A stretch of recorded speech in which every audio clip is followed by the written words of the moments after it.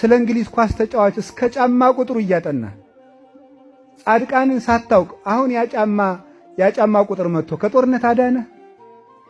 እግዚአብሔርን ትተህ ስታውደልድል ሆነ ምንድነው የምትሉት? ይሄ ኳስ የምታዩት ቤት ምን ቤት ነው የሚባለው? በቃ እዚያ ውስጥ ገብተን ስትነወልል ሆንክ። ወጣቱ ሁሉ ነወለለ ባዘነ። የማይጠቅመንን ይዘን ዘመናችን አለቀ። እንዴት ይገርማል እኮ የማይጠቅመንን እያያዝን ማለት ምንድነው የሚያደርግልን? እንትና የሚባለው ተጫዋች እኮ አገባ፣ እንትና የሚባለው ዘፋኝ እኮ በቅርብ ሊያገባ ነው።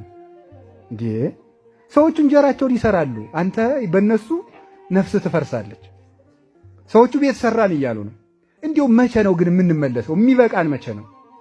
መቼ ነው ግን የሚበቃን መቼ ነው? ይሄ ነገር ማወቅ የሚገባንን የምናውቀው መቼ ነው? ወዳጅና ጠላት የምንለየውስ መቼ ነው? ጅል ሁኑ ብሏል እንደ ክርስቶስ። እንደ እባብ ልባም እንደ ርግብ የዋህ ሁኑ ተባለ። ወዳጅና ጠላት እኮ ባለመለየታችን ነው እንደ በግ ስንነዳ ይኖር ነው። ከዚህ የተነሳ እኮ ነው የሚያጠፋንን ከሚያጠፋን ማወቅ ያልቻልነው። እንደዚህ ያሉትን ሰዎች እወቋቸው እስኪ በሉኝ። ቅዱስ ጳውሎስ ሁለት ሰዎች እንድናውቅ ነግሮናል። እውቅወሙ ለገበርተ እኪት፣ ክፉ ሰዎችን እወቁባቸው ብሏል። ደግሞ ደጋጎችን እወቋቸው፣ እነዚያን ደግሞ እወቋቸው። ክርስቲያን ማለት ጠንቃቃ ማለት ነው። ጎርጎርዮስ ዘኑሲ ሲናገር የክርስትና ዘውዱ መጠንቀቅ ነው ይላል። እስኪ በሉ የክርስትና ዘውዱ ምንድን ነው? መጠንቀቅ ነው። በአፍ መጠንቀቅ፣ በአካሄድ መጠንቀቅ፣ በኑሮ መጠንቀቅ ነው። የተጠነቀቀ ሰው ልባም ሰው ዘመንን ያልፋል።